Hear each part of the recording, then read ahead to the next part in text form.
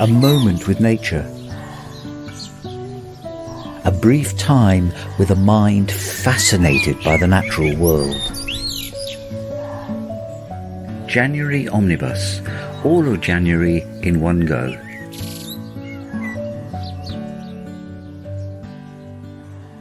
Aha, I was hoping that these would be here.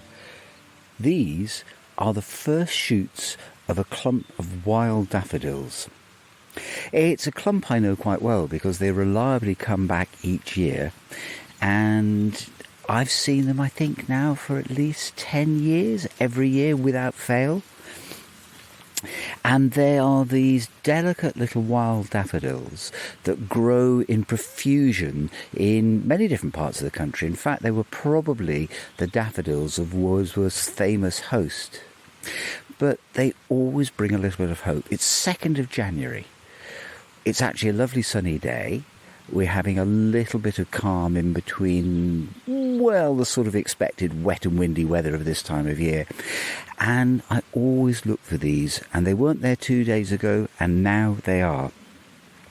Now, these little daffodils, tough little things, they stick their shoots up and then they will cope with whatever the weather has got to throw at them. If it gets really cold, they simply pause and don't grow much more. But other than that, if the weather's fine, they keep on going. And keep on going until, well, they start to flower the middle to the end of February, though it's very noticeable that they do flower earlier and earlier each year.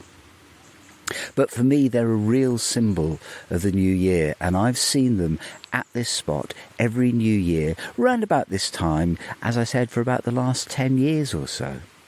They cheer me, and they also remind me that actually there is never a time when nature is doing nothing.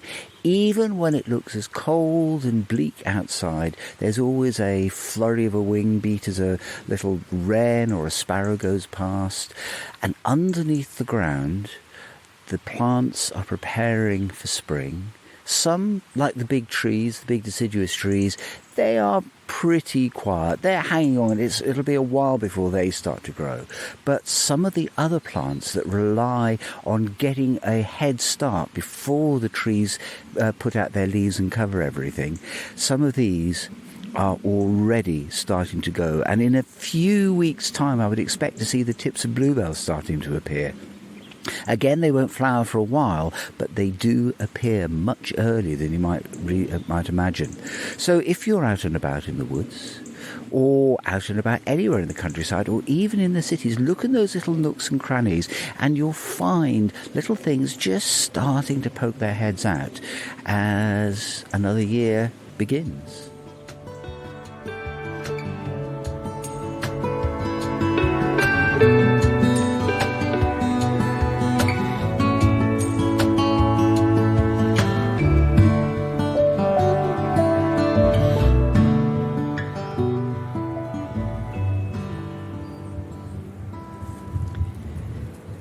As you can hear, it's much windier today.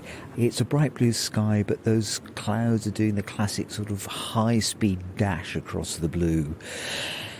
And I found something else that always, well, pleases me in the beginning of the year, because I found the first hazel flowers. Now, the hazel catkins, which are the male flowers, are dead easy to see. They form during the summer months, and as the leaves come off the hazel trees over the autumn, you can see many of them are left festooned with these hanging catkins. But it's the female flowers that are so difficult to spot, because the female hazel flowers are tiny, tiny red tufts. They appear as little red filaments at the end of a bud. They're literally sort of 2 or 3 millimeters long. They are bright red, but you'll never see them unless you go and look very, very closely at a tree. And at the same time, the male catkins start to, well, expand. They're normally, over the winter, tightly bunched up, quite sort of concertina together. But as the flowers, the female flowers, appear and are receptive for the pollen, they stretch. And as they stretch out, they start to release puffs of pollen into the wind, because hazels, like many other trees, are wind pollinated. Now, this happens very, very early in the year, and my gut feeling is, though I haven't got the data on record, my gut feeling is it's happening earlier and earlier each year. This is January the 4th, and I'm finding hazel flowers.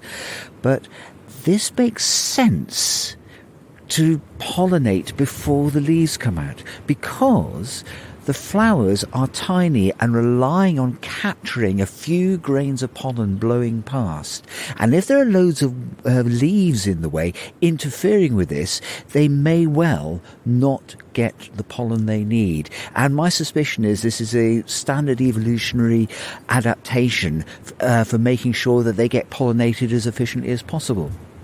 And if you think about it, there are many other trees that also come out before the main leaves, or rather the pollination process starts before the main leaves come out.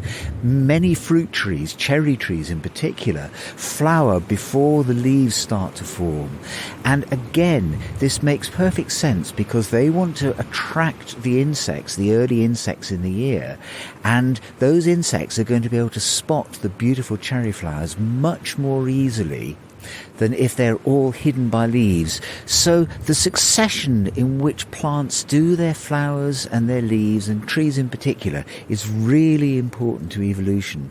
But these delicate, tiny little hazel flowers, they're out and about waiting for those puffs of pollen that'll turn into the nuts that are so important for squirrels and all sorts of other animals, including jays, at the end of the year.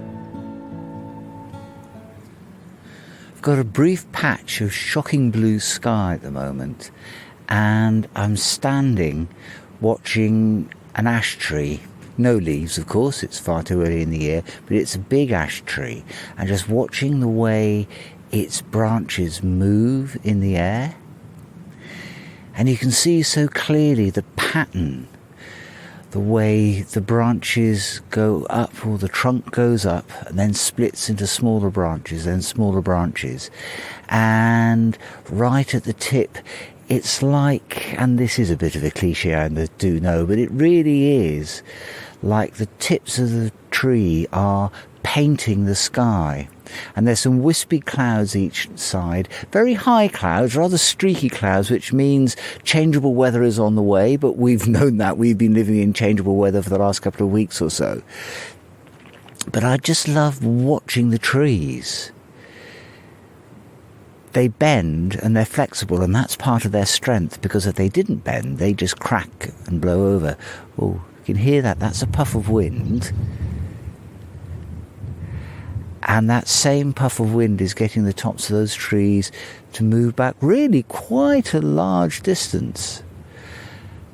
I can't see any birds in there at the moment, but it's another ability I really admire of birds, to be able to sit in the branches and just hang on for dear life as their perch is rocked backwards and forwards. They seem completely comfortable with it. It's quite an impressive skill. They're natural acrobats.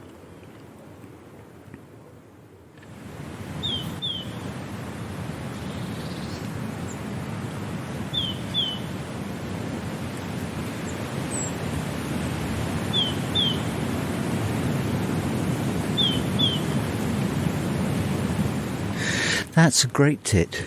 It just flew across the path, sat in a tree, and started calling, chew, chew, chew, chew. Very smart looking birds, great tits.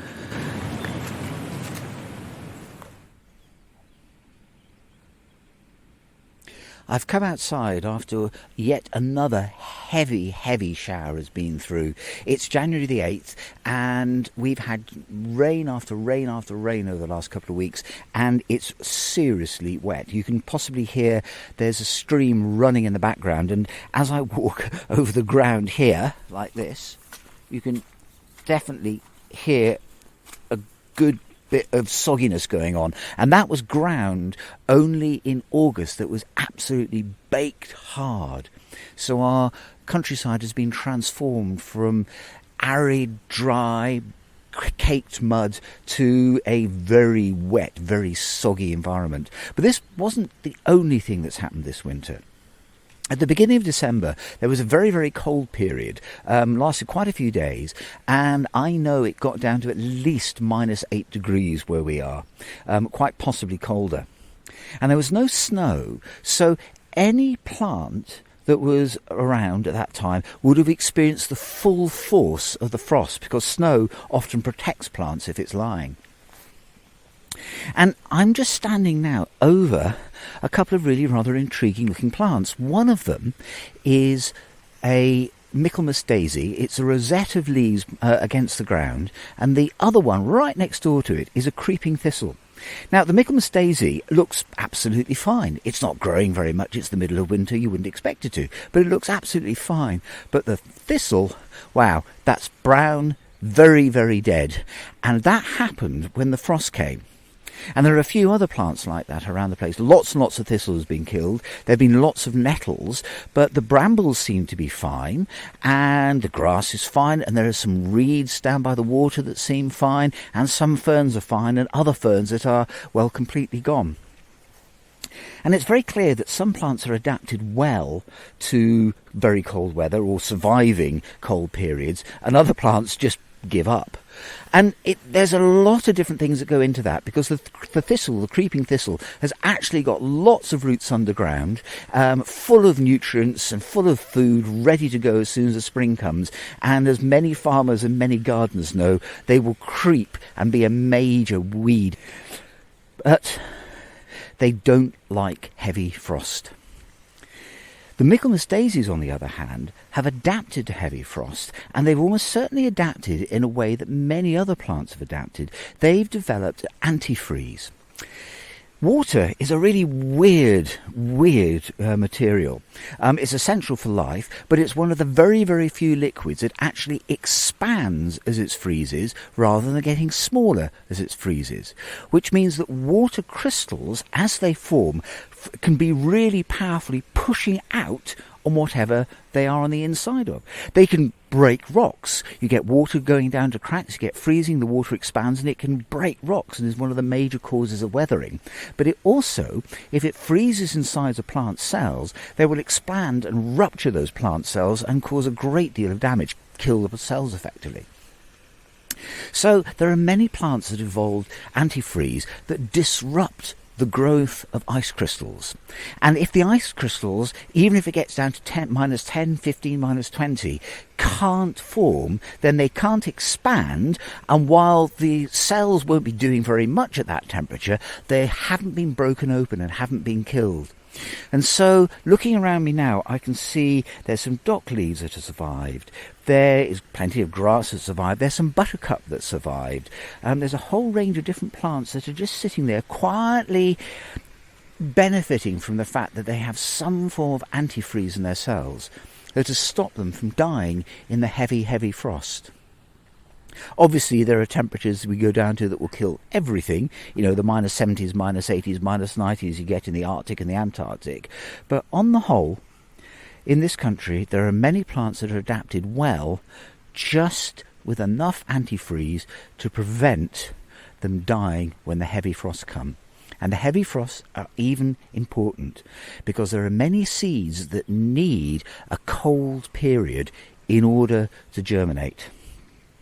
It's a process called cold stratification, and one of my favourite plants that we will certainly talk about later in the year, yellow rattle, actually needs a cold period before its seeds will germinate. So if you have some and want to germinate them successfully, you may well end up having to put them in the freezer for a bit.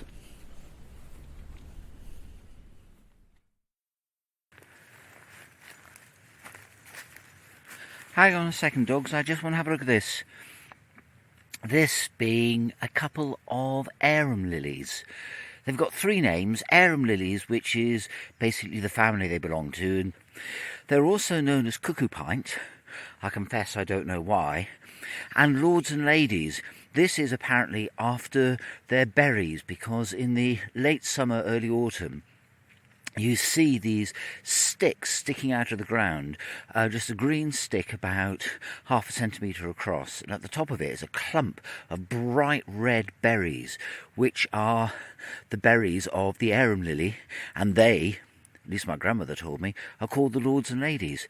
Now, they come out quite early. They don't flower early, but they do start to appear, and I've got two in front of me at the moment.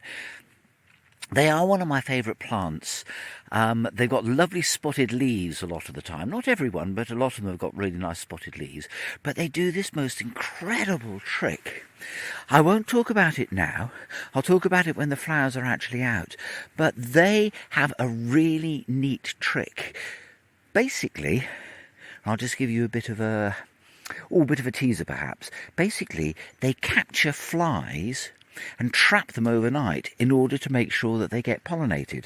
And they certainly do succeed with that pollination, at least around here, because in the autumn you do see lots and lots of their berries, the lords and ladies, in beautiful little corners of the woods.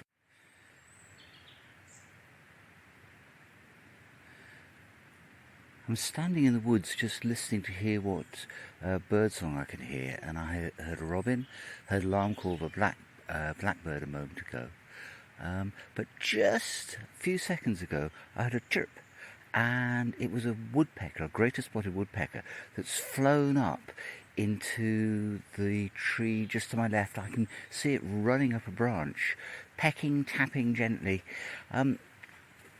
I love woodpeckers. They're beautiful birds. They're also intriguing birds with all sorts of strange things about their physiology. The first thing I like about them is that they've got two toes pointing forward and two toes pointing backwards, which means they can grip onto tree trunks, vertical tree trunks, very easily. And they actually have very stiff tail feathers that they... Oh, what's that? That's a flock of... Oh, a flock of chaffinch just come over. There we go, and off they go again.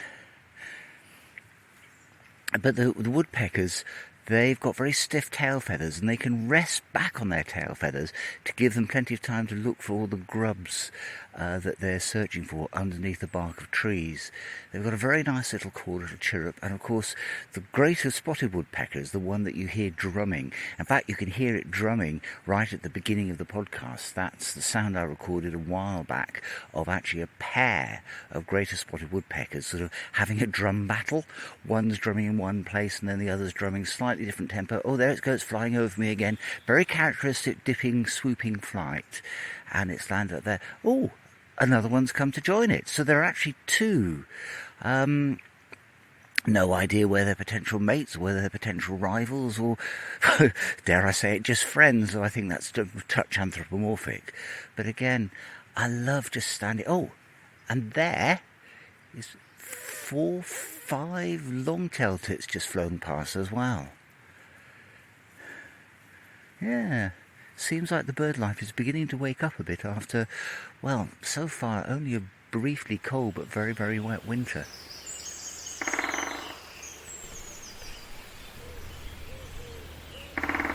The drumming you hear from a greater spotted woodpecker is not really them looking for food. It's actually their territorial call, basically. What they do is they find a tree, often a hollow tree, that really resonates, and they give that a really big whack, multiple whacks, and the sound can carry a long, long way. And it's also why the drumming of two different woodpeckers can sound very different, because what they're drumming on, they're using different drums effectively.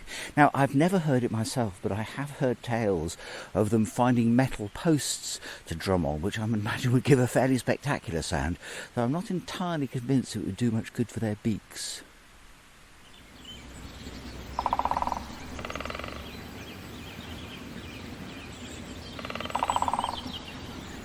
That woodpecker drum battle is the one I recorded and used at the beginning of my podcast. The woodpeckers aren't yet drumming for territory. It's still a little early in the year, but as always, I'm frequently surprised by what you can hear and when. I've come to a spot now that I know well. It's a south-facing bank. very sheltered, a real little sun trap. And this is where I see bluebells early in the year without fail. They're always here earlier than every other bluebell, probably 2 to 3 weeks. And I did predict that we might start seeing the shoots coming through. And yeah, I can see 1, 2, 3, 4, 5, 6, 7, 8, 9, 10, 11. Actually, as I start looking, I think it's a pointless exercise counting them.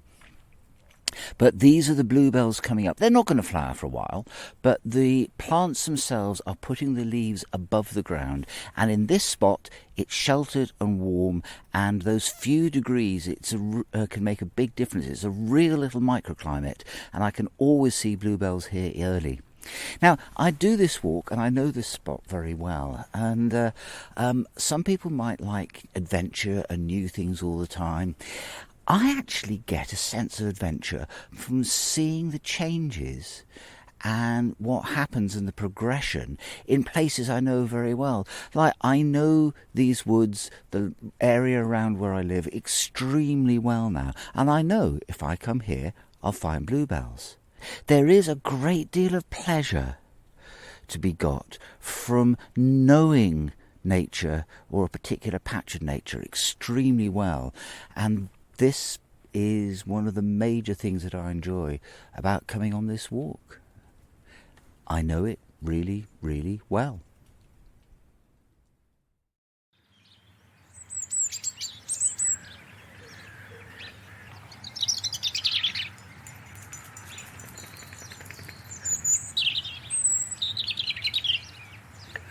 A little robin just sitting in a tree in our garden, singing away, declaring its territory.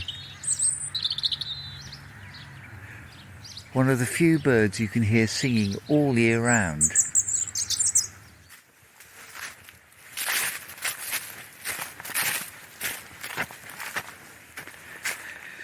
A crisp, crunchy morning, frosty, with the most amazing electric blue sky, very clear, bright sunlight just beginning to appear over the hill. And I've come to a hazel stump. Now, there are lots of hazel near where I walk, and quite a few of them have been coppiced, that is, cut down nearly to the ground. And when that happens, they simply produce new shoots, and plenty of hazels come up. They almost look like, upside down jellyfish, with lots of tentacles reaching up into the sky rather than hanging down into the water. But this particular one has been cut off, and there's a cut surface of quite a large log, maybe 20 centimetres by 15, something like that. And on the surface of it, there are lots of tiny little protrusions. They are about 2 centimetres long. They start off black as they emerge from the wood, but then as they reach up, they are clouded in white until they become completely white at the tip. They look not unlike a candle wick that's coated with a faint dust of white ash. And that's why they're called candlewick fungus. And they are one of the fungi that actually break down woods. And they're just beautiful. The white dusting is where they release their spores to go off and spread, which of course is the purpose of all living things, to spread their genes to make more animals, plants, fungi, bacteria, whatever they might be. Now, you haven't really come across my passion for fungi yet. I absolutely adore them. I find them fascinating. I also only find the right ones, find them delicious to eat as well. But fungi are the essential other half of the cycle of life and nutrients in a wood. The trees and the plants, they take sunlight, carbon dioxide and water, and turn it first of all into glucose, and then use that glucose to build themselves up. So they take a gas and sunlight and a little bit of water and make themselves into plants, make tree and plant out of that mix. That traps a lot of carbon. Also, they draw up nutrients because they need other things, little traces of minerals, magnesium, phosphorus, all sorts of bits and pieces. The fungi do the recycling back into the ground. And without fungi, well, the ecosystem just wouldn't work. They are absolutely essential and much underrated. And I certainly will come back to fungi. There's so much we can talk about them. But I just find them beautiful. And this particular tree stump is just pretty and it looks really nice. And I love to see these little fungi, these little candle-tough fungi sticking their fruiting bodies out and spreading. I don't know if you heard that very faint I'm not doing a good impersonation of it, but that was a long-tailed tit. And I'm literally just standing looking at something, and it came right close up to me, within about a metre, and just chirred at me. I hope I got the recording of that, and I hope I'll be able to play it to you in a minute.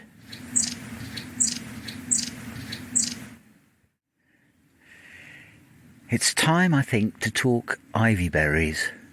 I'm looking at an ivy, well, a selection of ivy-covered trees at the side of a path, and the ivy is full of berries.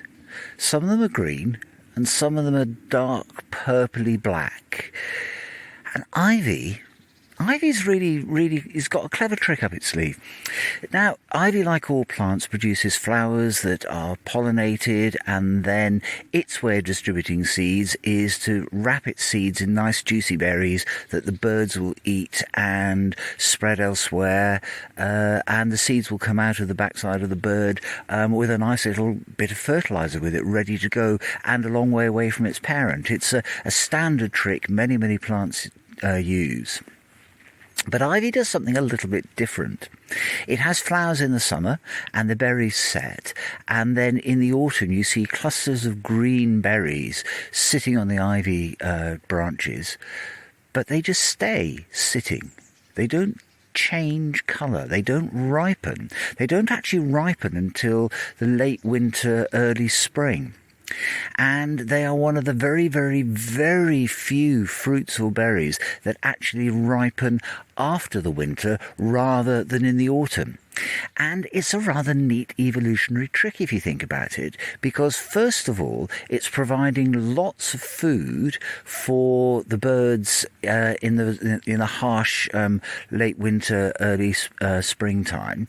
That's not the purpose they're doing it, but they are indirectly providing food. But also, they are making sure that the birds eat lots of their berries and spread lots of their seeds all over the place. It's a classic evolutionary tactic. If you can produce what you want to happen when there's very little other competition, the chances of you succeeding is much higher. And that's exactly what the ivy is doing. And I can see on this bush here that the berries are steadily turning, and fairly soon there will be a feast for hungry early spring birds. Oh, I wish I had a camera rolling just then. A sparrowhawk flew out of the hedge, maybe 5 metres in front of me, flew along the lane, carrying its prey, and then ducked back into the side of the woods. Sparrowhawks are brilliant. There's quite a few of them around, and they do this amazing jinking, diving flight.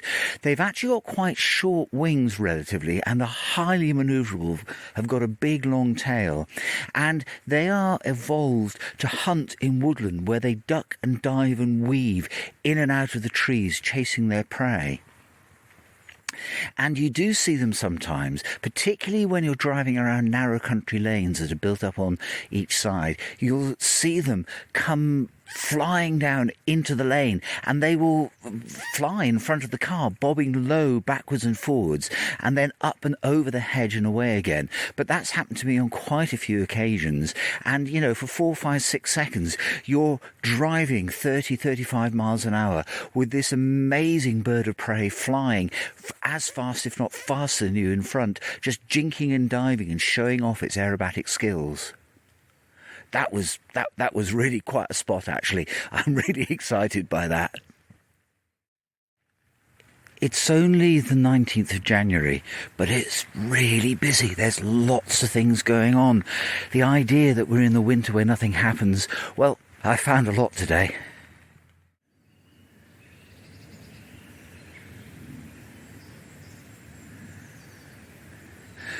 I'm doing something I do sometimes. I'm just standing still in the woods and seeing what I can see and hear. There are quite a few birds around, though most of them in the distance, so I'll try and boost the sound a little bit on the podcast so you can hear a few of them. Crows. A raven has just gone overhead. There's chaffinches. Little blue-tit has just flown into the tree above me. But I confess I'm very bad at birdsong. Some of them are easy, like I know a robin, I know a blackbird, and the yaffle of a green woodpecker, and obviously the drumming of a woodpecker. I know the sound of a raven, and the crows, and the cackle of jackdaws. That was a crow. But, no it wasn't, that was a jackdaw.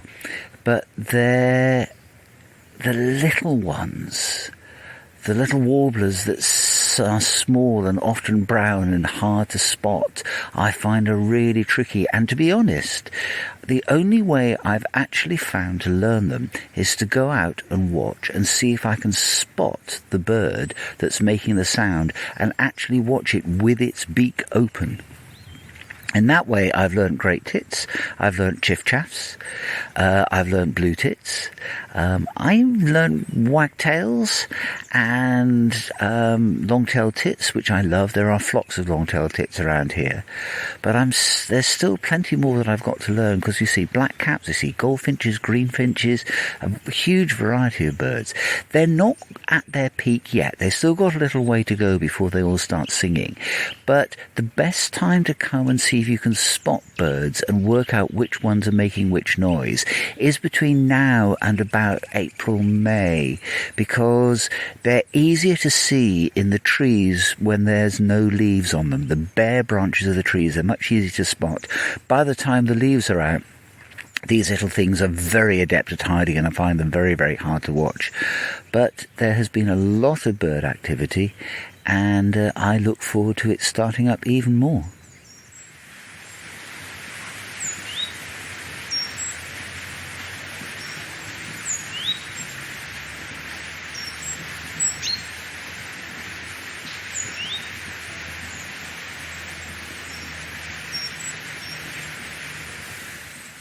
Over the sound of the waterfall, there's... Oh, everybody started up now. There's the woodpecker, which I've now heard for 4 days in a row. There's a great tit tweeting over to my right, and to my left, there's a thin, reedy call, occasional, which I think is a blue tit, though I have to confess I'm not always very good at birdsong. I actually literally have to catch the birds in action in order to make sure I really am certain that the bird making the noise is the noise is being made by the bird I think it's being made.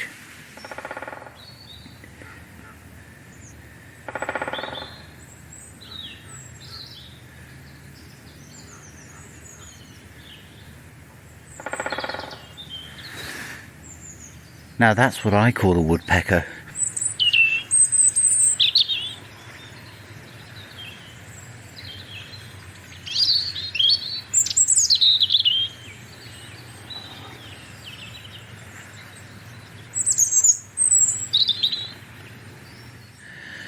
This week has seen a real increase in the number of birds calling. There's a robin. Now you can hear robins calling at any time of year. But I've heard woodpeckers drumming, I've heard blackbirds doing their territorial call, I've heard great tits, I've heard blue tits. It's quite clear that there's enough of a spring-like feel in the air for the birds to say, right, let's start to get thinking about breeding, basically. I have to say I love this. There's a blackbird sitting right at the top of a big tree just there, It's not saying anything at the moment. Oh, can you hear the sparrows cheeping behind me? There's a big flock of sparrows around here, and I have to say, I find sparrows brilliant birds. They're funny. They wander around in family groups and they bicker and squabble. It makes me laugh, actually. But it's very clear that there's enough of a feel of a spring in the air for the birds to get going on their breeding cycle. 2 days ago, I was walking along this stretch of path, and just here, I looked to my right and went, that's odd. Now, I'll tell you what I thought was odd in a moment, but I'm a scientist by training, and for the last 30-odd years I've been a science journalist and a science teacher, and really immersed in the world of science in lots of different ways, which I passionately love.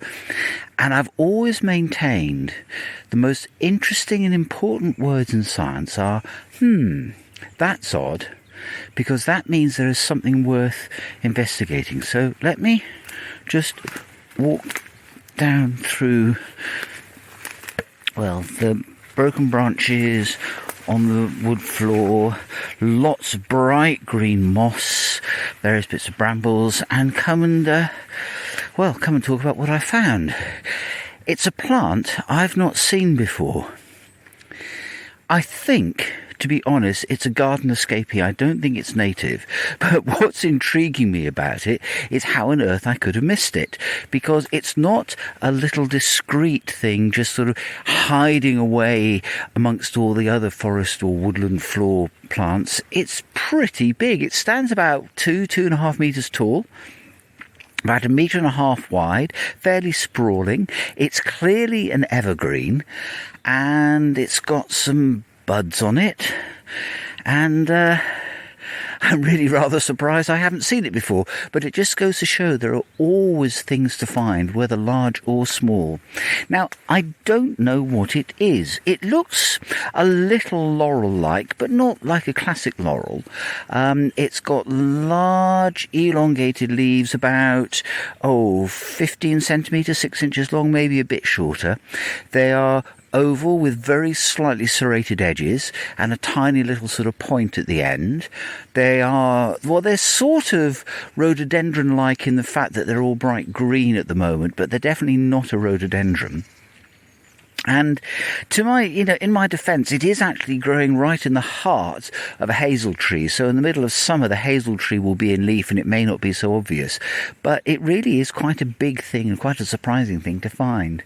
Now, I don't know what it is. I will do my best to identify it, but I will also put a couple of pictures of it on my Twitter feed, which is nature_moment, and if anybody out there can recognise it and identify it for me, that'd be grateful. As I said, my gut feeling is some form of laurel, but I really don't know what type. And there you go. There are surprises at every turn.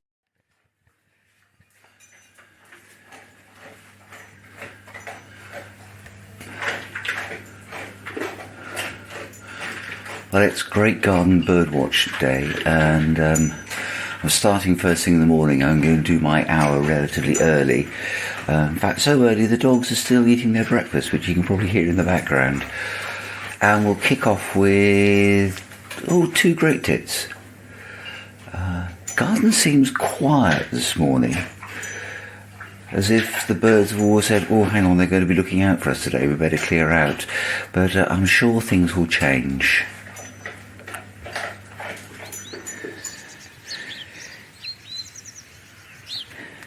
I'm doing the bird watch on the Sunday, and I've just stepped outside, and boy, the bird count has gone up quickly. There's 1, 2, 3, 4, 5, 6, 7 sparrows, 8 sparrows, 9, or is it 8, or is it 10? It's very hard to tell, they flit around. House sparrows. That's more great tits. Whether they're the same or not, I don't know, so I won't add them to the total. I'll just sort of...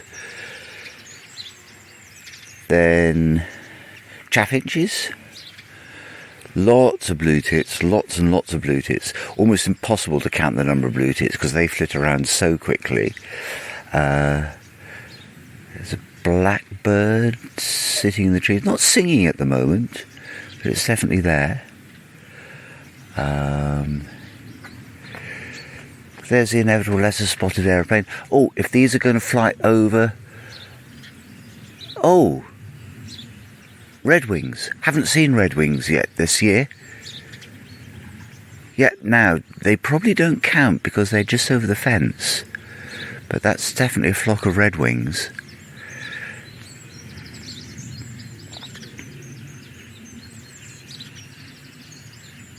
Oh, what's that up the top there? I think that's probably a robin. Yeah, I think that's a robin. You start to be able to identify birds not just by their look or by their sound, but also by their behaviour. Blue tits are little scurrying things that flit around in the branches, picking at insects. Those are... Oh, you're kidding. I've got a flock of long-tailed tits in the garden. Oh, that's brilliant. I love long-tails. They are the most delightful little creatures. And yep, definitely I've got long-tailed tits. Now, that's about sort of 10 minutes after starting the bird watch. That I'm very pleased about that. I know we do get them, but I wasn't expecting them this morning within this time. That's fantastic. Oh, that's a duck now. Please, fly over the garden. Nope, it's just landed on a pond which is relatively near. So that was a mallard coming into land. I've got a little sparrow cheeping away above me. Oh, that was a crow. That was definitely a crow. It flew over the garden, so that counts. And that's a blue tit. So my tally's doing pretty well. I'm only sort of 10-15 minutes into it. The long-tailed tits were a definite plus. That I was not expecting this morning. Okay, let's pause it there for the moment and keep on counting. And that was a starling flying overhead. It definitely counts, but it came right over our garden.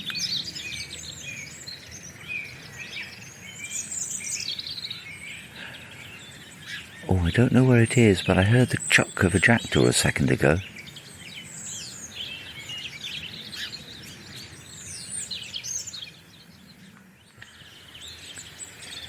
Well, that's now a starling confirmed because it's sitting in the top of our tree, or one of our trees. Oh, and there's a chaffinch. I was wondering when I was going to see some of those, but yep, there's definitely a chaffinch. A male, pinky on its chest. Rather nice birds, rather striking birds.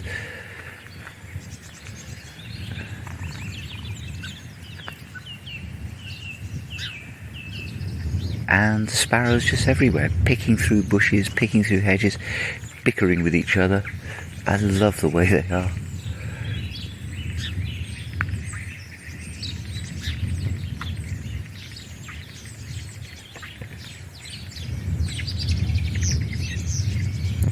Blackbird chattering away in the background there, but I've already got them noted. It's a male, so it's him noted.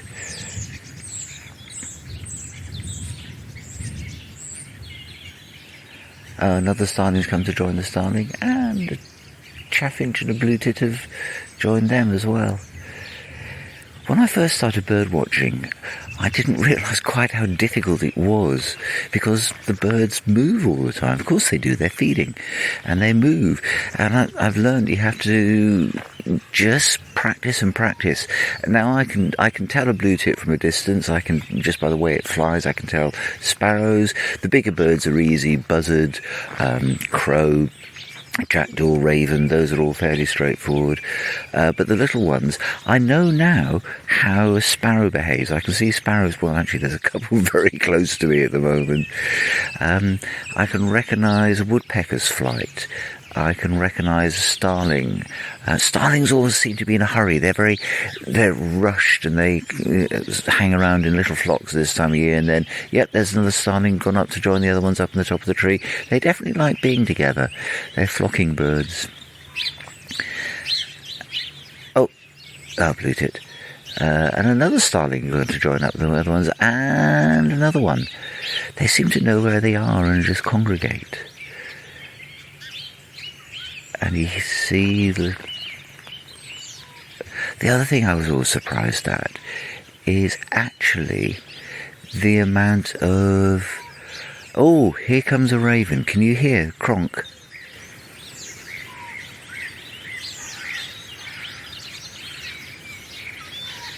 It's still quite a long way in the distance. You may not be able to hear it, but I'll try and boost the sound. Unless it flies directly over my garden, I'm not going to count it, but it's nice to know that it's there.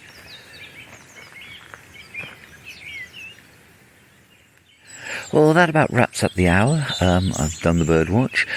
A few surprises. One pleasant surprise, which is the long-tailed tits. I didn't see some of the regulars I might have expected. Hang on, no, that's just counted. And at the last second, some wood pigeons flew over, because we've got lots of wood pigeons around here. They're doing very well around the country, so I can include wood pigeon. I haven't seen any goldfinch, which are quite common around here. Haven't seen the greenfinch, which I get sometimes. No bullfinch. No wagtails came into the garden, though there were some around. So actually, a good representation. Lots of the common birds, which is unsurprising. And I'm going to wrap it up there. Next week, whatever pops up and catches my eye.